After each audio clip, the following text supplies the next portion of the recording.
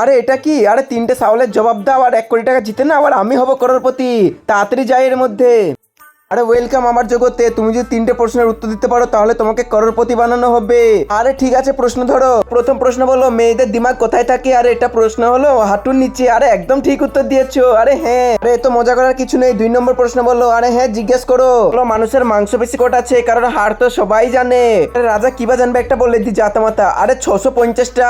আরে ভুল উত্তর দিয়েছো তুমি। আরে কি করে ভুল উত্তর হলো? তাহলে আপনি কাউকে কেটে গুনে নেন কটা আছে। আর আগে তুমি যদি ছবিটার মধ্যে কোনটি ছবিকে মন থেকে পছন্দ করো তাহলে ভিডিওতে লাইক করে দাও আর চ্যানেলটাকে সাবস্ক্রাইব করে দাও। আর কিছু না করলে আমি মনে করবো পছন্দ করো না। আর তুমি কমেন্টে বলে যাও 1 না 2। রাজা না না, ও তো সব উত্তর ঠিকই দিচ্ছে।